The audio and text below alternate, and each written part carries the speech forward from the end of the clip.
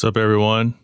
Before I do my official intro, I wanted to make a couple announcements. Number one, the show has a new title sponsor, so I want to welcome Wright Honda out of Scottsdale, Arizona. Also have 4Wheel Online and boosterbath.com. A lot of you know how much I love my dog, Izzy, especially if you follow me on social media. Call him Mr. Waggles, Izzy Ito, Lieutenant Commander Ito, Staff Sergeant Ito, Mr. Wee. But Izzy, every time something's going on with fireworks, thunderstorm, little kids running around the house screaming, he gets terrified and he's hiding around. One of the new sponsors, boosterbath.com, they have a product called Tongue Treats, CBD strips for dogs. He needs the Tongue Treat CBD strips because they provide the rapid relief with the right amount of CBD, and it's not psychoactive, so you don't have to worry about your dog or your cat going nuts on you. They are high anxiety relief, pain relief. They're good for inflammation too. Efficacy and economy. Think of the tongue strips. This is the Hard Parking Podcast. I am your host, Jay Finning. Coming up on today's episode, NSXTRA Chris Cutt joins the show. He's the guy who's been on the show twice now. He cut his NSX. So he's going to be on for the Q&A segment, doing a special promo to promote his YouTube, my YouTube, and of course, these little pins, these collector pins. They sold out in 1 minute, the Leans pins. So he'll be on. We'll also be joined by my good friend, Brian Sales of the See-Through Podcast. I wanted to have him on so you guys can hear from him a little bit about his military life and some of the things he does. And we're going to talk about cars too. And we have another guest coming on to talk a little bit as well. So this isn't the opening. Today is October 21st, 2020. This is not the opening that I had planned for this episode, but I feel like it's the opening that I want. It's therapeutic, at least for me, I think. When people lose others, they lose loved ones, they lose pets, they lose whatever, and they publish it on social media. I always wonder what that's like. I've never lost anyone close to me, and I've always been, I didn't quite understand it, but I didn't judge. Everybody has their own way to cope, and I've just considered myself fortunate. Yesterday evening, my mother called, and my father died yesterday. So October 20th. I was kind of numb, just kind of talked through it. My mother was calm. I think she was kind of numb. Obviously, I let my family know, those that I've been friends with for the longest who knew him. So instead of announcing it on social media, you guys are going to hear it on this podcast. So this podcast is going to drop on Monday. I think the date would be October 26th. And I will be in Minnesota with my family. My mother, my brother who had moved up there, thank God, this summer. And it's one of those things. I don't know how this is going to sound. It's going to sound quite remiss, but I don't mean it to be remiss. My father was not my best friend, but I loved him a lot. And what I mean by that is we were never super close, but we had really close moments. We didn't fight, but I was that kid. I wasn't very helpful. And I said that early in the podcasts. I always wanted to party and hang out with my friends. My brother was a helpful one. I tried to be helpful. I was just garbage at it. But he was always there for me. And in those troubling times, he was always there.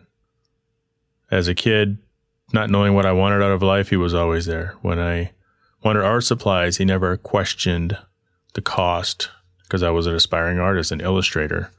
Yes, I did have some talents back in the day, believe it or not. He was always there. And now, I've been an adult for well over half my life. And I'm thankful because that he was always there. And my mother, because I was adopted, so I don't know my birth parents, but they've always been mom and dad. And the weirdest thing, for the last few years, I've just been bracing for this phone call for no reason. He wasn't ill. He had diabetes and a few other things. 2 years ago, he had a heart transplant, or not a heart transplant, but he had a pacemaker put in. And I'm grateful that every time I see him, I feel like I was playing with house money, And it's one of those phone calls that you always prepare for, but you're never ready for it when it comes. And I tried to hold it in just because I'm always processing. like a robot, I guess. And it's one of those things where I just kind of sat on the steps. Wife was cooking dinner. Mother-in-law was down there. My 2-year-old grandson was playing, and I just was sitting on the steps, holding it together. Felt my eyes kind of welling up a little bit, just barely, just barely. But I was hurting. But it's one of those things where you're just not quite sure how to process the emotions.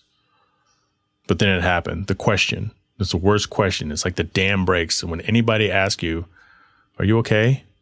Boom, gone. You're done. Just. But it's okay. You know, I've learned from childhood, whether this is just hard programming or just childhood trauma situations, that it's okay to let go. He's lived a long life.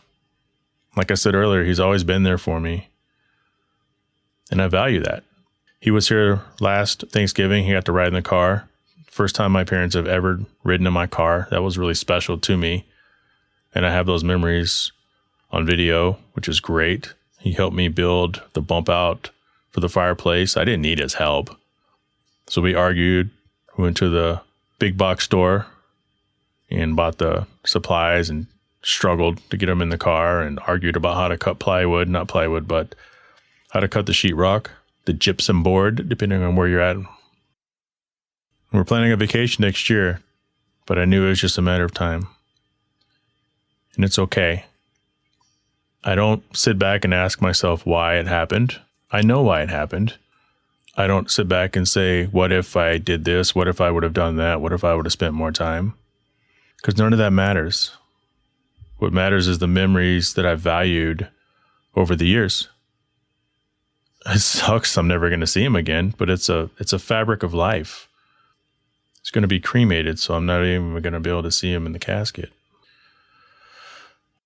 So I'm doing this video tribute as the opening to my podcast, and I grabbed something from downstairs, and it's a damn shame I'm going to be stuck with this piece of shit. Seagram 7. My entire life, this is what he drank. Tonight, this is what I drink for him. It was always Seagram 7 with ice and water. I think my mother drinks it with 7-Up, but my father always drank it with ice and water. So that's what I have right here. Ice, water, and Seagram 7. So cheers, Dad. Miss you. Love you. For those of you listening to the audio, just understand that I held up a bottle of really cheap, a plastic bottle of really cheap American blended whiskey. And now I have a rocks glass with one rock in it and watered down Seagrams. I wish I could say that tasted good. It doesn't. Coming up, Brian Sales. It's time for the social media highlight of the week, brought to you by Kuya Automotive, currently specializing in new and used NSX parts. NSX owners, hurry up and head over to KuyaAuto.com and inquire about group buy special pricing, or on Instagram at Kuya_automotive. That's Kuya Automotive, where Big Brother's looking out for you. Brian Sales, See Through It Podcast, Warriors Collection. I'm wearing your shirt. Welcome back to the podcast, my man. How you doing?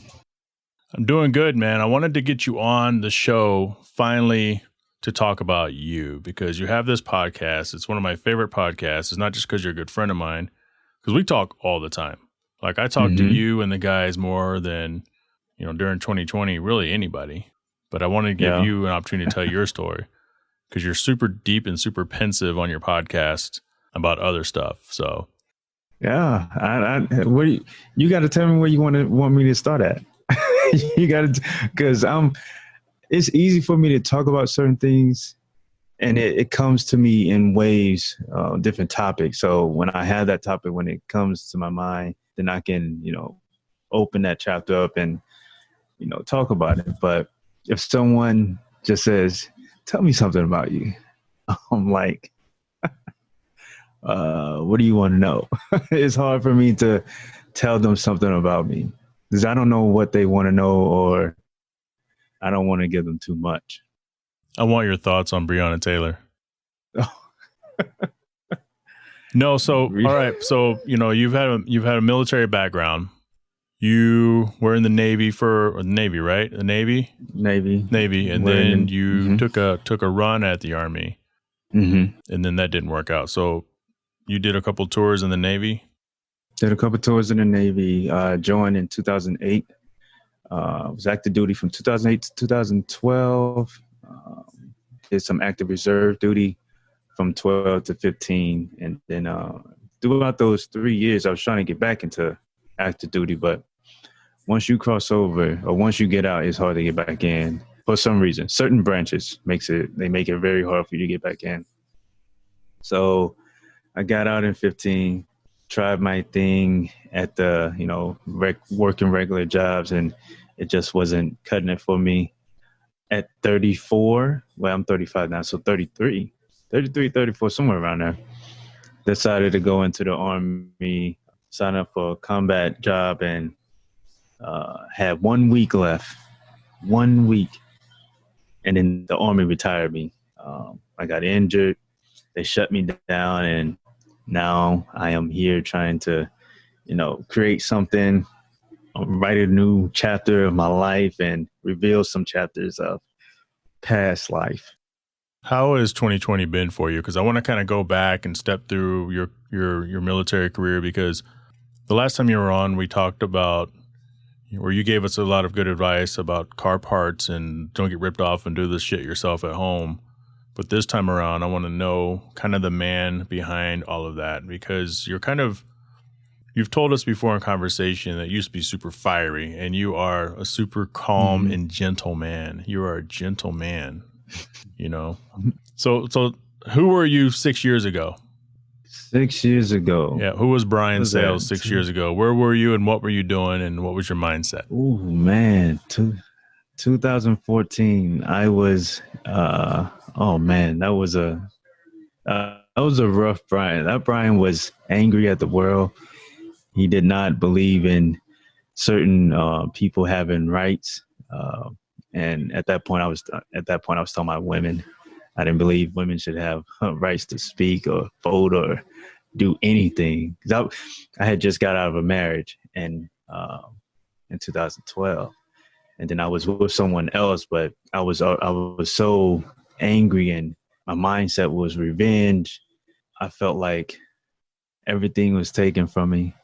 I had left the military, which I loved, and I couldn't get back into the military. When I tell these people that, I was an angry person, it was real. Things that I was doing, the thoughts that was going through my head, I was seeking out confrontation and wanting to, get into something. But yeah, that was me. 2014, it was ugly. 2014 was that's a good thing that Brian is no more, because, and even now, like, I have those thoughts, having the Army retire me, and I actually, joining the Army kind of fed that negative, that like revengeful, evil side, not evil, but, that side of me that I crave, the confrontation, the wanting to be in the mix all the time. So when I joined, it felt right. The drill sergeant used to say, do everything in violence. And I didn't ever question it. It just felt right.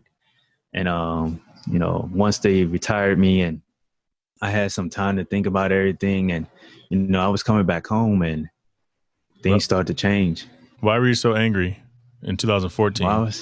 Yeah, like what led up to that? Because that's pretty harsh to be like, women should not be able to say anything. Like, that comes from somewhere, And I remember when I first listened to your podcast, I reached out to you because it was around, we found each other on the Father's Day episodes.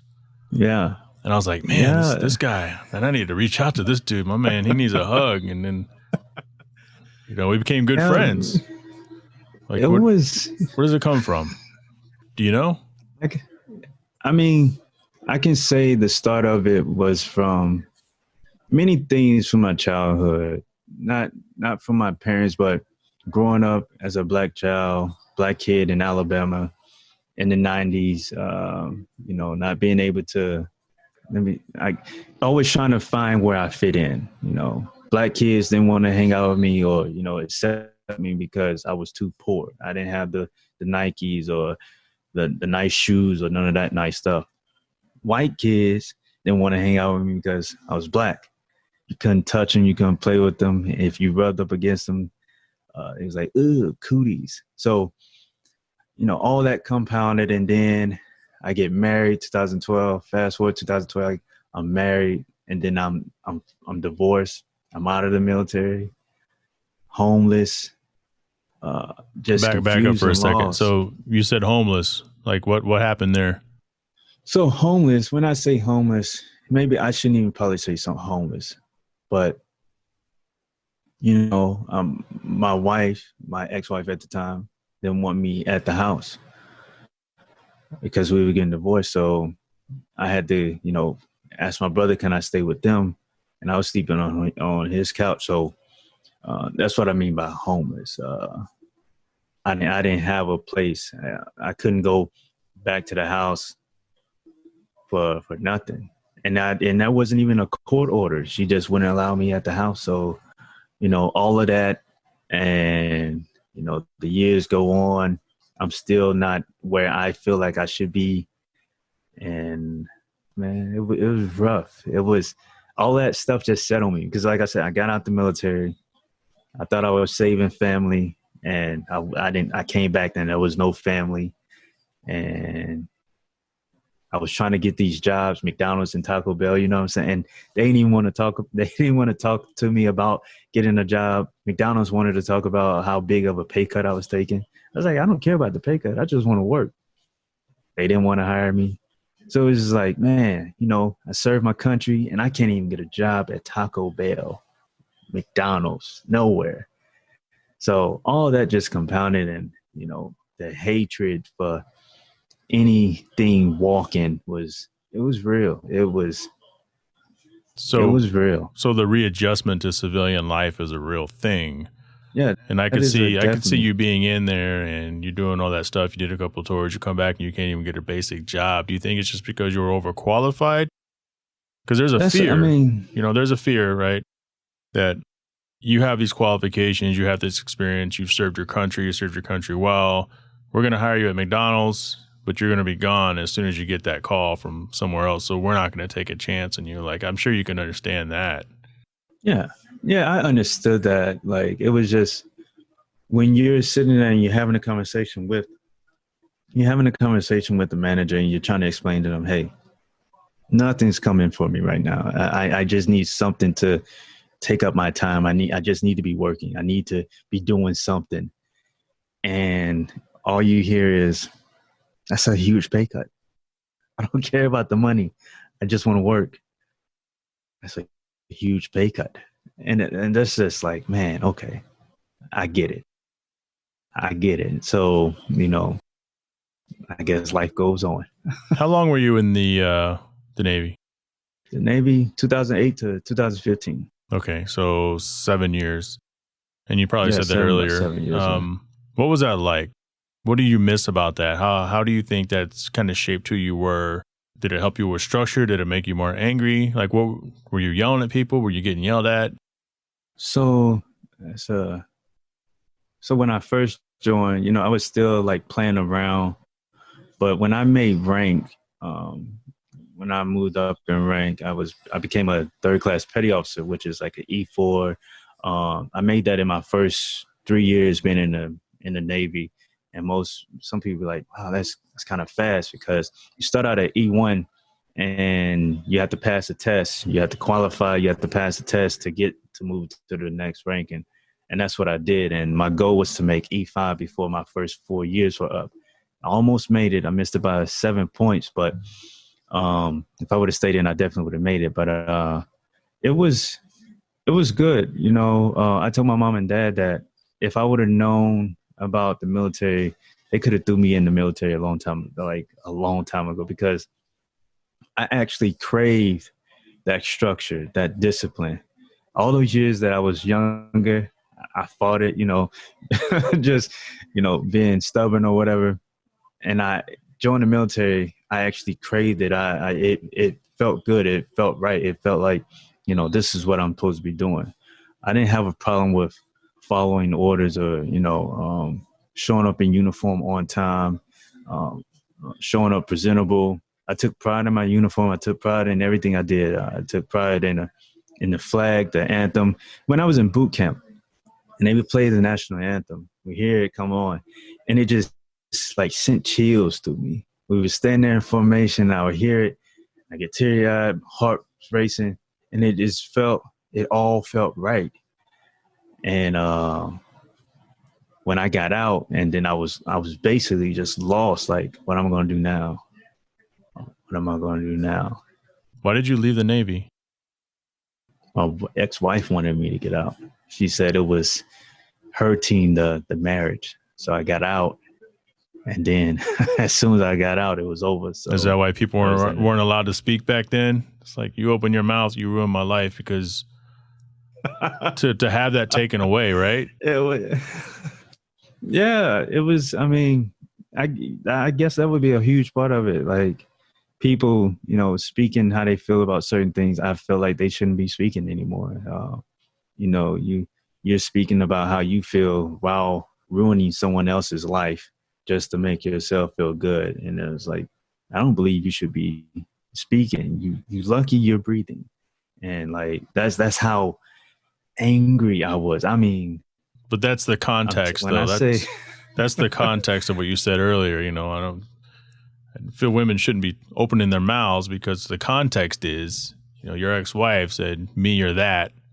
You chose her at the time, and that was gone. And now, ex-wife. So then you decide to get in the Army just to find that again. So, I transitioned. I was still struggling to find certain things that would fit, make me feel whole again. So 2018, I joined up again, and I was like, it's time. I had to get back in. So I got back in, and like I said, it all felt good. It felt good being around, other people that are trying to do something bigger than themselves and all of that. It felt good. The brotherhood, it all felt good. And then, like I said, I was 1 week away from completing everything, and the Army shut it down and said, you are now retired. So, and that stings. Like, I don't really, I could tell, like, talk about that. It stings because I view that as like a huge as a huge failure. They gave up on you. They gave up on you, you feel, right? And then you come back and you're joining, civilian life. Nobody wants to give you a shot. Like, are you, so because I know you're not working now, has 2020 been directly responsible for that, or were you having issues even before that? Like, what's the deal? I haven't been able to work since I left my job before I joined the Army. Haven't found any work. No one has called for an interview or, just to say, hey, yeah, we seen your application. Nope. Everything is a no-go. Actually, I had one person that I met at the gym who runs security or whatever. And I was like, okay. And I filled out a lot of security applications. But this guy, he's like, yeah, you can come, help us do some security at this bar or something like that. And I was like, okay, cool. I didn't get a call back. He's like, I'm gonna call you this weekend and set you up. No call back. I was like, whoa, this man sees me in the gym. And still nothing. So I was like, okay, well, I don't know what it is. Are you in a small town? I mean, I know you're in Virginia, but I'm in Virginia Beach, the big city. I'm right about 5 miles away from the ocean front. It's a lot of people here. This is a big city. There's tons of jobs out here. They're just not calling my name. Why? I mean, they're just not calling my name. That's what I want to know. Maybe there's a stigma. Maybe, I don't know. Maybe they see.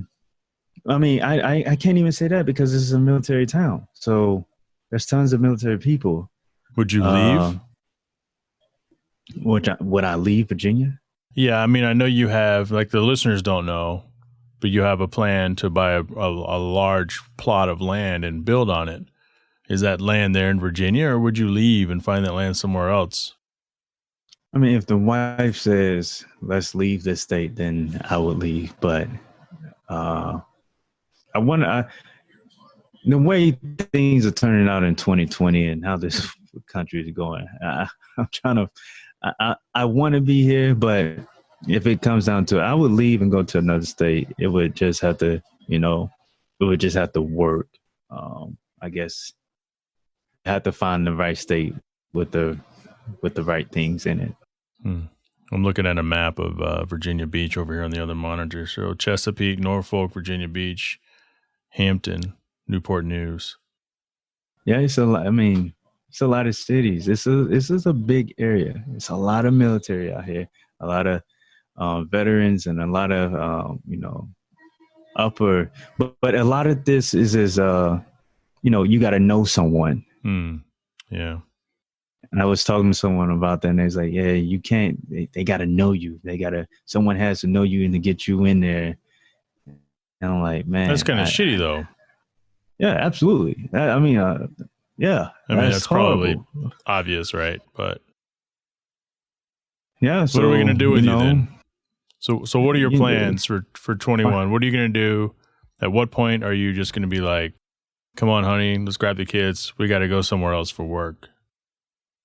You know what? I'm to the point right now where I'm not even focusing on jobs anymore. I'm just going to create my own job. Like I said, I have my Warriors Collection brand. It's official now. Yeah, it's official now. So, I'm working on the website, and I'm gonna just do my own thing, some meaning, and hopefully people will see that and get behind it. You're going to start a tea company too, right? Like, I'm a coffee guy. I don't have time for tea. Not a tea company. I'm going to have tea a part of the Warriors Collection. It's all about, being able to take care of yourself. So drinking teas, I feel like, is a great thing to do because, help with sleep, energy boost. It's just a healthy option to drink. I love tea. I like coffee, but I love how tea makes me feel. It's a good cleanser. Tea is awesome. Let's talk about cars a little bit. So we've talked, vroom, vroom. And again, like I said earlier, you've given the listeners some great advice. Save your money. Don't go to the car dealership and pay them $250 to put on some windshield wipers that AutoZone will put on free for $20. Yeah. So would you consider yourself a car person? Yeah. I mean, I'm a car You like person. cars, I'm right? a car guy. I love cars. Like, that's my thing. I got a bunch of Hot Wheels in my library back here. What's your favorite Hot Wheel? Oh, it's the BMWs. Right? The BMW, the M3, the M4, whichever one. I love them all. This is one of my favorites. I think this is the M3 E36, actually. Can you see that? I can see it. That's a classic one. A lot of people love it. That's like a mid-90s, right? Cars. That's like a 90s, Hot Wheels. 95, 97, something like that. Yeah. Yep. Yeah. I love them things. I love RC cars. If it moves with wheels, I'm good. I like it.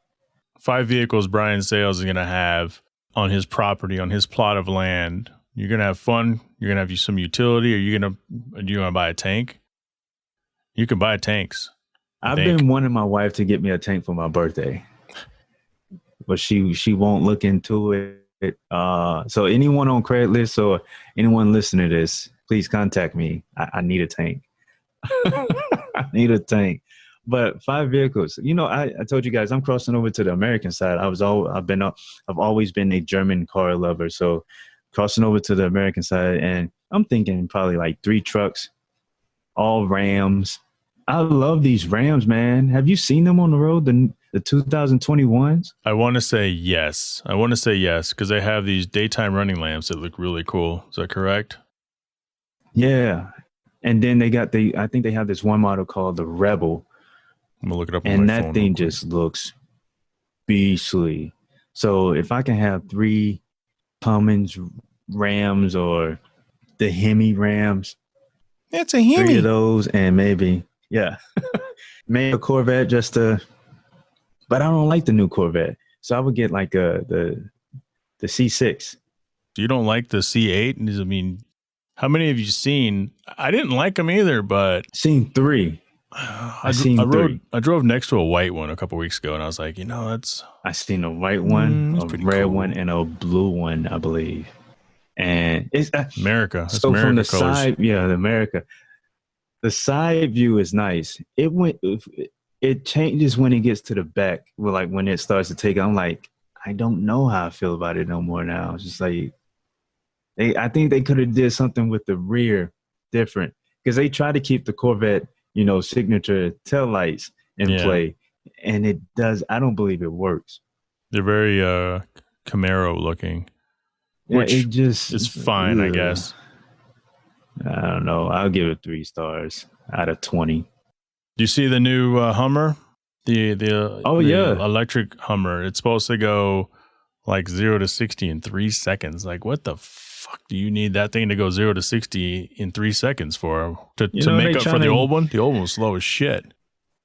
They trying to get up on Tesla. Yeah. They're not going to let Tesla beat them again.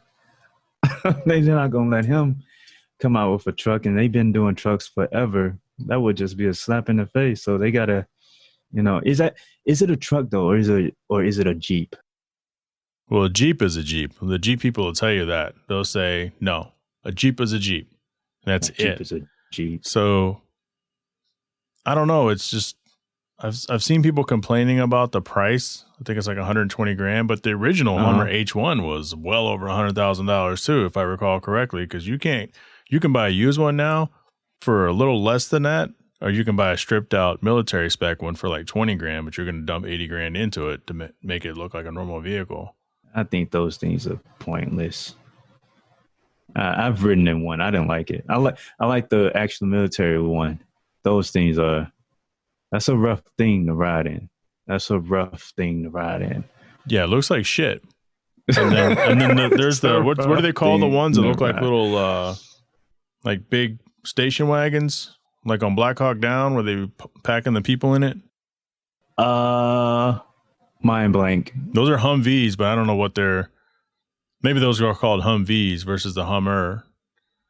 Where they mount the big 50 cal on top. Oh yeah, that would still just be the Hummer, the Humvee, yeah, with the turn gun, the 50 cal turret on the back of it. Yeah, the guy sticks out and gets shot. The Humvee, yeah. That's not a job I'd want, by the way. Yeah, that is get up there. I'm like, but now you get up there. There's technology now, so they can operate that from the inside, and they'll just rotate. So there's a guy sitting in there with a computer, joystick, and all that, and he can operate that from the inside now. So they're getting much safer with their stuff. But yeah, man, I don't get up there. When you said that, I was envisioning the gun pods in the Millennium Falcon. You know how they sit there and they're just kind of like, and the little grid. It's like, yeah. That's what I envision. So yeah. Well, I tell you what, man, we'll get you out of here on this. What's the next big move for you? We'll give you an opportunity to plug your brand again. But what's the next big move? Why should people tune into the See Through It podcast as well? I just hit you with like 6 different things. So why should they tune into the See Through It podcast? See Through It podcast. You should tune into it so you can, listen to someone talk about themselves and how they have grown from a reckless, evil individual to a person that's trying to, empower others to do the same thing. They should definitely tune in just for that reason, just to see the realness, no fake. It's all transparent, and just see how real a person can be in those moments. And, the next thing, upcoming is, getting this land so we can, have a big old cookout, invite everybody out there and, just showing people how to live. Not saying I'm doing it the best way, but, just showing people how to be self-reliant, self-sustainable, self-efficient in every aspect of life. I can't wait till the site launches, man. 2 weeks, the Warriors Collection brand will be up and running. So 2 weeks from now. So that'll be the 2 weeks from now. first full week, maybe second week at the latest in November. No, so that's November 2020, right? So I'm just going to go ahead and say it because I feel like, and it's my podcast. So why should people listen to? Yeah, to hear you talk about yourself, which doesn't sound interesting unless people know you, because the thing about that is you're not afraid to speak. And you're not just sitting there talking to yourself in a mirror. The stuff you say is stuff people can use, and it makes them think, and that's good because you think for yourself and you don't fall victim to the constant social media things, the cancel cultures. You're like, wait a minute, let's just kind of step back for a second and look at things the way they are. Mm-hmm. And then evaluate. I mean, you should have just, put that out there. You got me. Yeah. I'm seeing through it. I mean, he's spot on. That is, he is spot on with that. Yeah, folks. I mean, that's exactly what it is.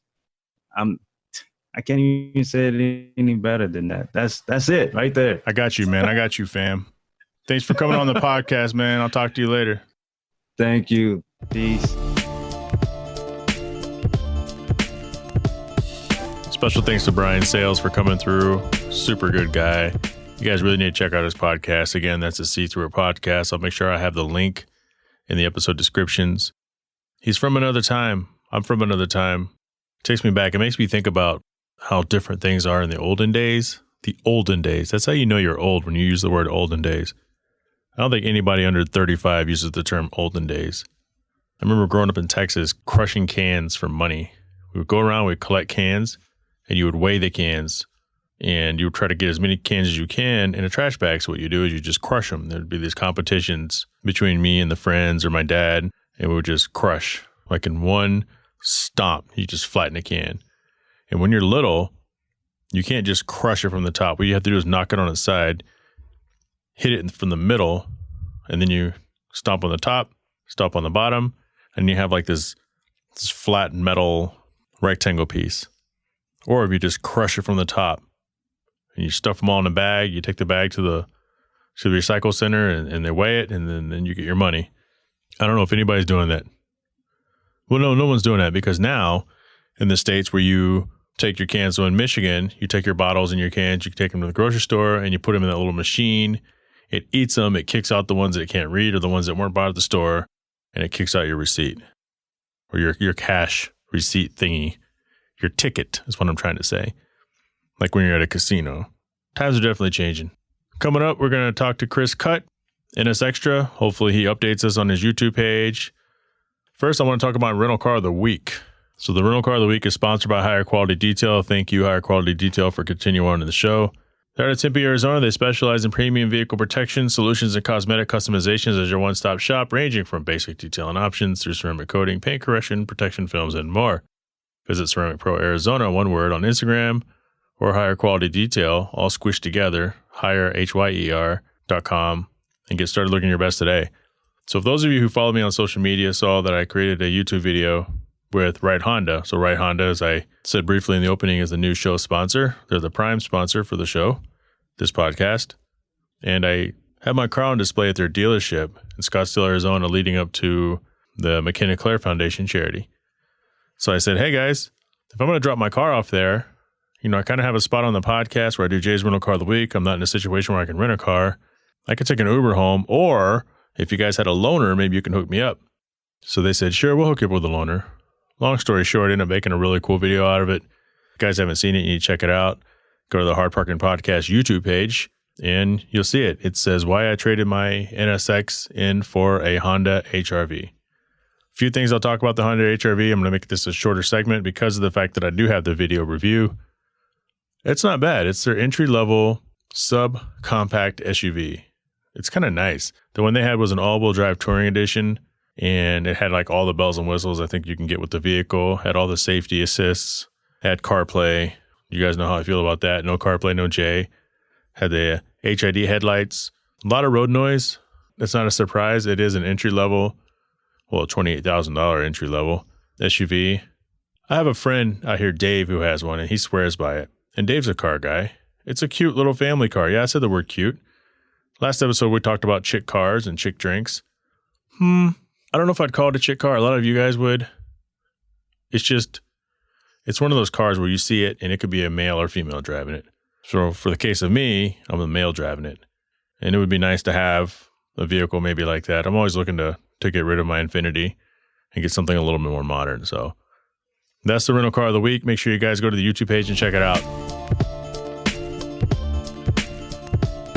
It's time for the Builder's Corner segment, sponsored by 4Wheel Online, singular 4Wheel Online. For over a decade, 4Wheel Online has been bringing best truck accessories and truck parts to enhance the appearance and performance of all trucks and SUVs. They're dedicated to providing an extensive range of upgrades that will match any maker model on the road. Their truck products will cover everything to give your truck a custom look and functionality. Need a wheel and tire package? Head over and use the configuration tool. They carry all the major brands and tires, so go get outfitted today. Visit them online at 4Wheel Online or call them at 813-769-2451. Today's Builder's Corner segment guest is Johnny. Welcome to the show. This is Johnny, my NSX man over in Asheville. What is up, Jay? Long time no speak, man. How are you doing in 2020? Because you have the nomadic life, but I don't think you can be very nomadic this year. No, kind of a big holding pattern, which is totally fine. But yeah, been playing around a little bit too much, probably just outside, and that's really about it. Speaking of outside, how's the weather? It's monsooning right now here in the warehouse, so it's probably a little bit loud, but all's well. I mean, fall's pretty much at its peak right here in Western North Carolina, so it's pretty nice. So we didn't get shit out here. So for all the new listeners, which is a lot of you, Johnny was on here last year early, and he's an NSX guy. Surprise, surprise. He likes to build NSXs. He collects parts, assembles them, and lately, Bring a Trailer website has been going insane with NSX prices. And I thought that our cars kind of plateaued for a while, but I thought about you because it seems like it would be kind of difficult to get a hold of parts, or they would just become more expensive. And I don't know if you've been working on them, but what are your thoughts with that? Yeah, so I haven't done a whole bunch of buying/selling this year, but ultimately, yeah, 100% correct. With the spike in the market, stuff's kind of just going crazy, and been tough to kind of get stuff. I do want to stress though that there are good deals still out there for somebody who has liquidity and is willing to make it happen. But ultimately, there's a lot more eyes on the market than I think there ever have been. Are you finding that maybe people, and I don't know if you've personally experienced this, but maybe the thought is that, so I have a bunch of shit that I've modified my car, and I pulled out my factory radio and I pulled out my ashtray. Whereas before I probably would have sold it. In fact, I think I sold mine. I don't even know where they're at. So I must have sold it. Oh, wait, I never had it. But let's just say I did have it. People are, not willing to sell them as much anymore because they think they may convert their car back because of the prices. Yeah, and that's definitely probably true. And also probably prior owners that have sold their cars and may have like a head unit or something laying around are now thinking that head unit's probably worth 2 or 3 times as much as it may have been worth in the past few years. Making it difficult to get like some of the prices. Like, have you seen anything? Do you have an example of maybe something you tried to buy, you're used to buying, and now it's just insanely amount? I mean, whole cars, obviously. Oh, dude, it's yeah. But I'd say as far as like a specific NSX part, I'd say probably transmissions would probably be a thing that I think the prices have gone pretty high up, and it's kind of tough to find a halfway decent one. Like obviously it's always a dice roll buying a trans or a motor, but they're getting harder to find. I heard somebody just paid like $4,000 for a 5-speed trans, which I thought that was quite high. How much do you think it would normally be? Well, I mean, I guess depend on how many years you want to scale back, but they definitely have transmissions and maybe engines, but engines are kind of a tough sell in my opinion. But yeah, ultimately parts are going up big time in price. And, there's a whole bunch of talk about obviously some sort of support stateside with the factory, and we'll see how that kind of pans out. I mean, obviously, I think that'd be a great thing if it materializes. Were you in on that call? So you're talking about the NS Expo virtual, and John Watts got on there from Acura and talked about possibly doing an Acura refresh program here, similar to that they have over in Japan. Yep. So I wasn't in on the call, but I watched it later on that evening. And, I think, there's some great points that were made. And, if it were to happen, I'm obviously all for it. Like I can also kind of speak to, obviously NSXs, but I feel like a number of other NSX owners have MK4 Supras, and I do as well. And that market is kind of almost, I don't want to say parallels what NSX stuff is doing as far as parts availability and just finding clean chassis. It's become increasingly tough on these cars to find Supra stuff. And I'd be sweet if Toyota decided to do the same thing. And, they said they were going to, but, at the end of the day, I haven't really seen too much. Yeah, I think it's an interesting possible move. I think their prices are a little expensive just because we're also used to going to places like Science of Speed. But, I mean, it was like $1,200 just to look the car over, like an inspection fee, which I thought was a little in what a $6,000 clutch job. I get it, like I have a lot of experience with, manufacturing, and I understand how it all works. And, it's like to take on a project like that, it's not cheap, but yeah, I guess somebody's got to crunch the numbers that's smarter than me. And if they think it's going to work, they'll pull the trigger. Yeah, it can't be a moneymaker move. It's almost like a PR move, like developing a Halo car for a brand, right? You're going to lose money on the Halo car, but ultimately you may drive more people toward the brand. Yeah, and I think, that's probably a great way to look at it. Yeah. Yeah, it'll be interesting to kind of see where things trend from here, like with, Bring a Trailer as being the prime example, like I'm almost basically amazed every couple weeks at what stuff is bringing on that website. Back to back. Yeah, it's like I when you start seeing one or two and you're thinking, okay, this may be an outlier, but then the trend is definitely continuing, and it's just been pretty amazing to watch. But yeah, on the flip side is it makes the amateur hobbyist like me that wants to get in and turn some wrenches and potentially break some stuff on accident, right. a little bit more difficult. But, that's the name of the game, is supply and demand. Supply and demand. Thanks for the update. So when everything gets back to normal, reach out and let me know what projects you're working on. How many NSXs do you have right now? I got 2 right now. That's low for you, isn't it? Very low. We'll see what happens. I've got a couple irons in the fire, but ultimately I'm pretty content with 2 at the moment. Yep. All right, Johnny. Well, cool, Jay. Thanks for having me on, man. Thanks. Coming up, Chris Cutt in the Q&A segment. It's time for the Q&A segment, sponsored this week by Wake Up with Wonder Podcast. Look at the wonder of the world around us. Look into the wonder of ourselves. There's a little bit of wonder and magic in all of us. Wake Up with Wonder. That's the Wake Up with Wonder Podcast, hosted by Jason B. Godoy. Today's Q&A guest is no other than, for the third time, Chris Cutt, NSXTRA, Chris? NSXTRA? NS. Yeah. I always fuck up when I say it. Yeah, it's just NSXTRA, NSXTRA. NSXTRA with the booming YouTube page, famous for cutting a car in half and has a little camper, and it's just going freaking berserk on social media.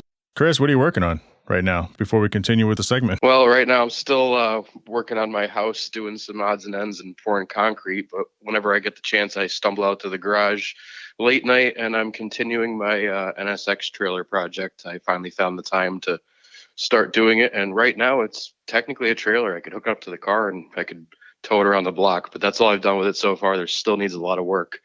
But I'll be putting up all the videos on my YouTube for people to follow along with. And yeah, they should enjoy it. I'm enjoying doing it, and I can't wait for it to be finished. So your channel's booming, so people listen close. There's an opportunity to get something really cool here. Yeah, I'll be giving out the some Lean Customs pins. And those sold out in how long? Yeah, Lean Customs. I was lucky enough. He reached out. He made a pin of my car. He put them up on his website, and they sold out in under a minute. I believe that's the fastest he's ever sold out of pins. All of his pins are awesome, and they frequently sell out, but these seem to be extremely sought after. My DMs flooded with people trying to buy them, but I'm just kind of giving them away when I go cross country and to friends and stuff like that, or I'll be doing giveaways of the pins on YouTube and Instagram and whatnot. I've done a few little kind of treasure hunts so far where I've placed them. I put one in Boston, another one over by Niagara Falls. It seems like no matter where I put these things, somebody finds them within like an hour. So I'm pretty amazed about that. So we're going to do a thing today for the Q&A, and these are submitted questions from around the internet. And then, of course, we're going to tell people to listen to the podcast and check on some of your answers afterwards. Yep. And the first person to follow the rules and approve it, I guess, is going to get one of these amazing little pins. So shall we get started?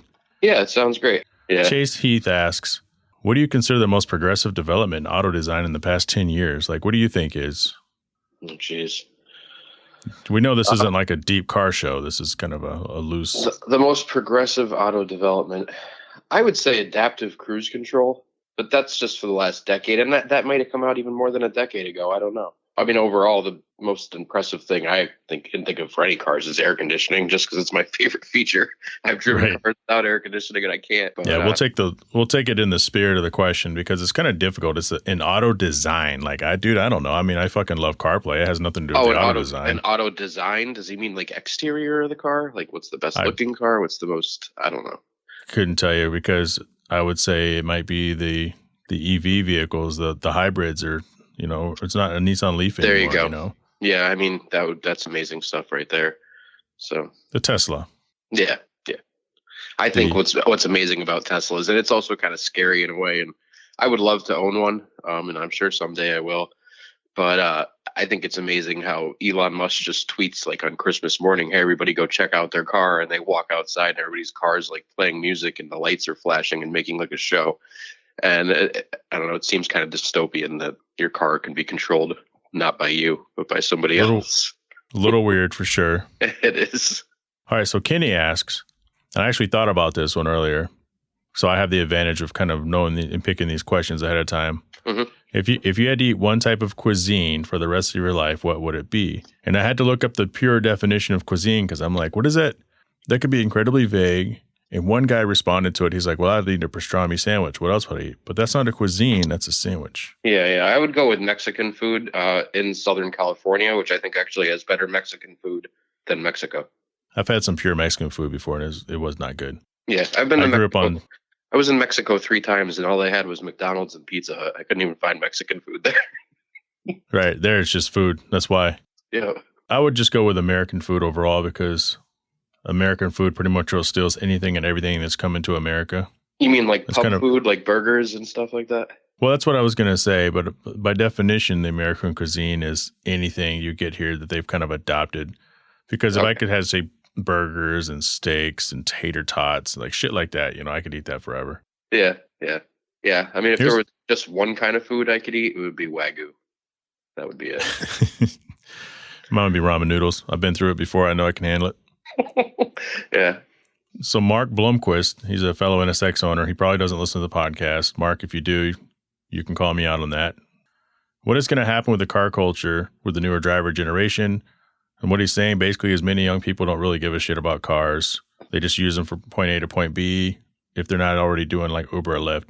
In fact, I can tell you in my profession, a lot of the people that do what I do are in their mid-20s, and some of them don't even own a car. It's actually a question that I've thought about a lot because I try to I'm a gambling guy and I like to try to think of what the next car that's going to be worth a lot of money, the next collector car. I think Jay Leno put it best. He said, if there's a car you like, he said, what did he say? He said something along the lines that I don't want to misquote him, but it was essentially car collecting is easy. If you like the car, buy it, and chances are somebody else will like it too, and you could sell it for more money. So I often think, like, I wonder what the next car is, and I keep landing back on Evos, and I think that Mitsubishi as a company sucks now. They don't make anything interesting. They're on a downswing right now. But I do believe that Evos in the future, because I think the kids that are in high school now, like when I was in high school, I wanted the NSX. I think the kids in high school now, I think the latest car for them to want I mean, they probably all want Teslas, honestly, but maybe not even this generation of high school kids, but the last one. I think they all like the Evos, so I could see those going up in value. That's an excellent answer. I don't know if that really answers the question.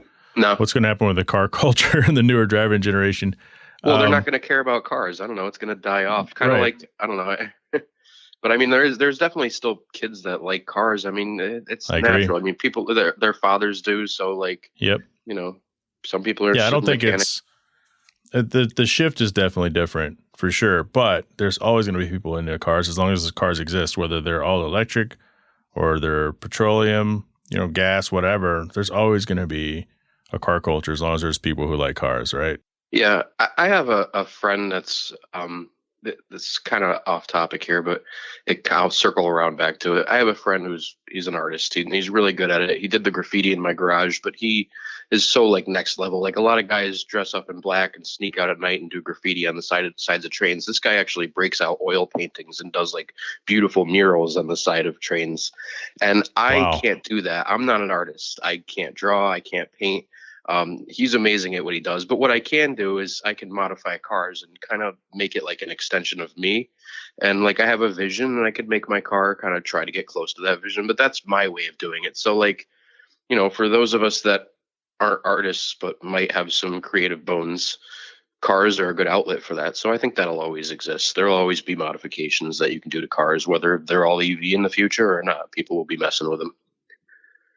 I'm going to sidetrack as well because I'm thinking about you saying that, and it was over a year ago. I'm sitting in my hotel room, and I was like, "Hey, if you guys want to be on the podcast, let me know, and we'll talk about it, right?" And you're like, "You should have me on your podcast," and I said, "Why?" And we had a good conversation. I was like, "You know what? This guy's got a plan. I'm going to get him on the podcast." So here you are 3 times, and I hope you're just going to keep coming back and giving everybody updates because it's awesome to kind of have you on here. So, and honestly, I wish I had more updates to give. I was supposed to already be cross country right now. I was supposed to go with Crispy Media, but meet up with him. He's out there right now. First of all, I was behind on my schedule for my projects, but also it wasn't the best year to go. We had COVID-19, we had people blocking highways and throwing rocks at cars, cities burning. All the fires out west in California and whatnot. So probably not the best year to go cross country anyway. But yeah, I agree. But it gives me more time to finish my project and not rush it as well. So Nick Hopkins asked, vinyl versus plasti dip. I kept this question on here because at first I was like, kind of shitty question is that? But you are incredibly resourceful. I'm a pretty resourceful person when it comes to modifying our cars. So we don't go out and buy the $10,000 spoiler if we can get away with a really nice one for $2,000. Yeah. And we don't buy the $600 door handles if we can. I got to tell you what, my door handles on the NSX, they're plasti dipped. On the inside, that's silver. Mm-hmm. And when I sprayed them silver because I wanted to know what it would look like. And I was like, hey, that looks pretty good. And then I sprayed clear on them and they've been like that for 6 years. I mean, as far as plasti dip or vinyl, I guess it depends on what it is. Like I have what's the application, right? Yeah, I mean, I have a set of wheels, and my option was to get them powder coated or polish them, and I couldn't decide on a color that I wanted if I were to powder coat them. So I got plasti dip colors that were close just to put them on because I knew it would be temporary. So then if I liked them, I could decide to get them powder coated, and those colors are similar. I've heard people even vinyl wrap wheels. So I guess you could do that. But both kind of scare me because I've seen horrible plasti dip jobs where the thing about plasti dip is if you are going to plasti dip your car, you have to use so much of it and get it on so thick so that you can peel it off when you want to. Because if you do it, and you just get overspray everywhere. But vinyl scares me too, especially with older cars like ours. There was a guy with an NSX. His car was vinyl wrapped, and when he peeled it peeled off the clear coat with it. So, both have their pros and cons.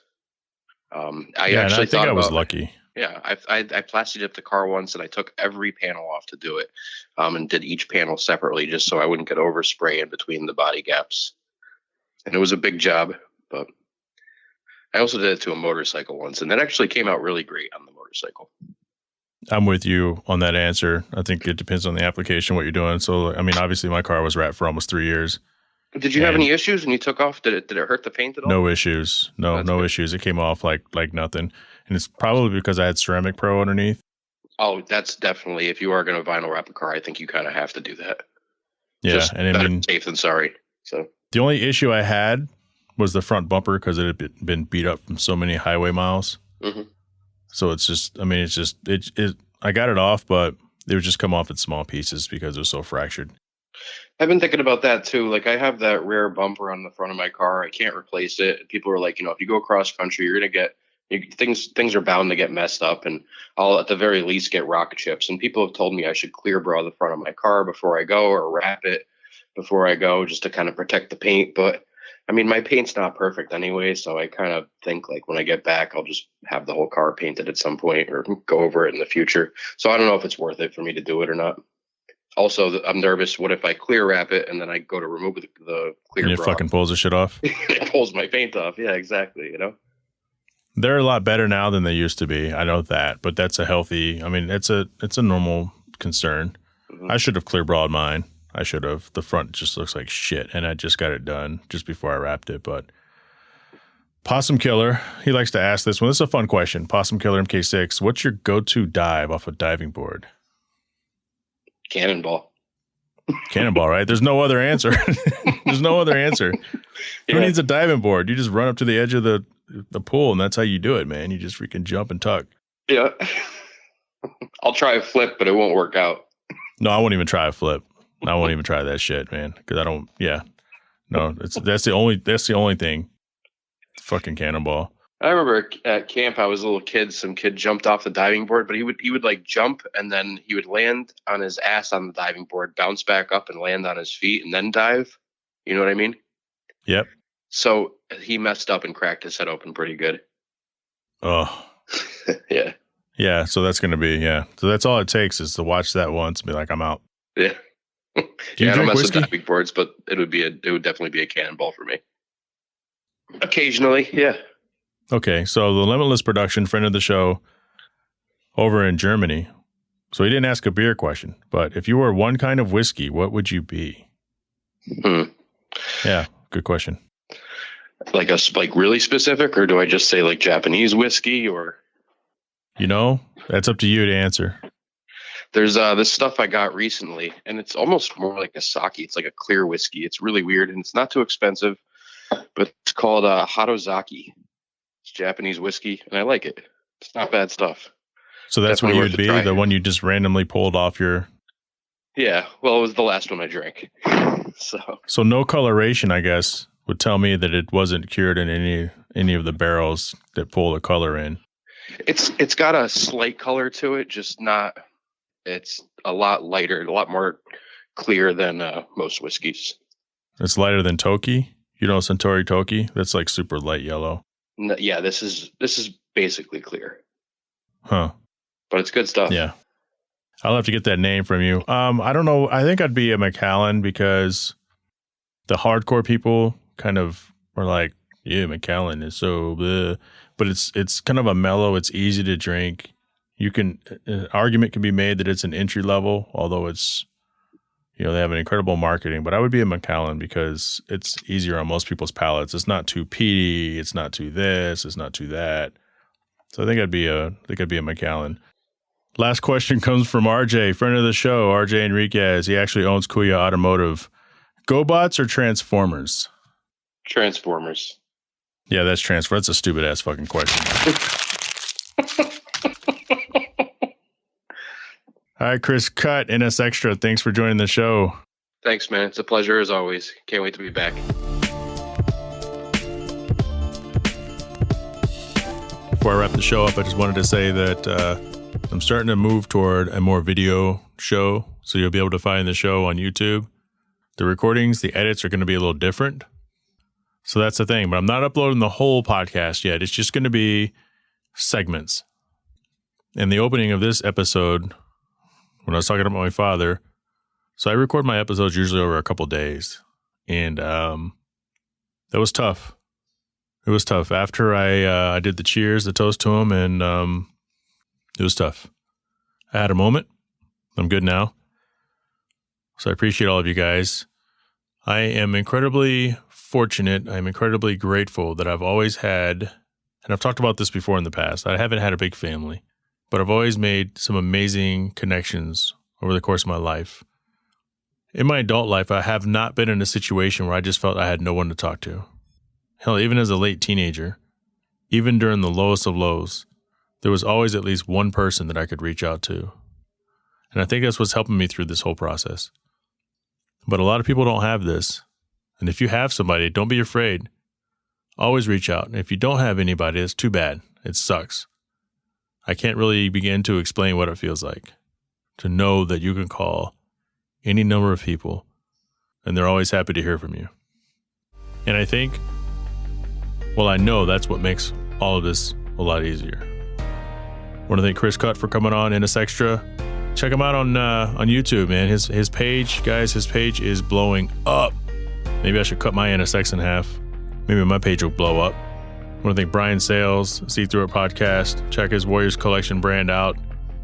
His link obviously will be in the description. Still chasing down Noel G. Also, I finally got my trophy back from Fielding Shredder. Thank you, Fielding. If you guys saw that on social media, he autographed my trophy and sent a really cool photo that he had signed. So that's really awesome. Gotta make sure we thank our sponsors, Right Honda, Kuya Automotive, thank you for re-upping. Higher Quality Detail, thank you for re-upping. 4Wheel Online, boosterbath.com, of course. Reach out to the show at hardparkingpodcast@gmail.com. Follow me on Instagram at NA2NSX or JTravels, that's JHAE_travels. Hard Parking Media on Facebook, Hard Parking Pod on Twitter. If you want to support the show, there's a link in the episode description for as little as 99 cents a month. I can't grow unless you tell the world how awesome this podcast is, so let's do this. Let's grow this thing together. Much love, rest in peace, Peter Andrew Finning.